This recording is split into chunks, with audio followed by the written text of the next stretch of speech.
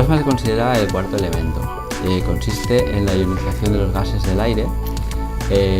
Con esto lo que hacemos es una sublimación celular, es decir, vamos a matar a las células y por deshidratación.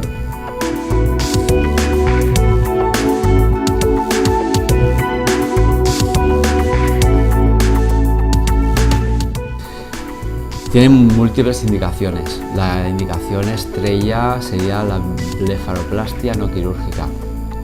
Es decir, hasta hace muy poco tiempo las lesiones de párpados, la blaptosis palpebral, las bolsas, era un tratamiento quirúrgico.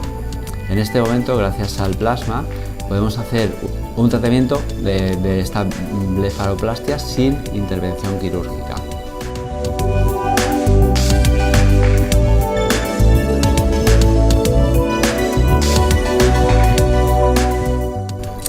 Manchas solares, verrugas plantares incluso, tratamiento anti-aging, es decir, anti-envejecimiento, por ejemplo, lo que son el código de barras del labio superior, es espectacular el resultado también, habitualmente con una sesión, a veces hay que hacer una segunda sesión, pero lo habitual es que con una única sesión sea suficiente. Tiene también los puntos rubíes, tratamiento de cicatrices.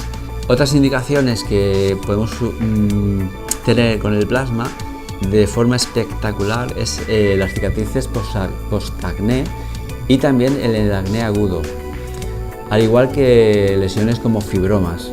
El resultado es inmediato, es espectacular.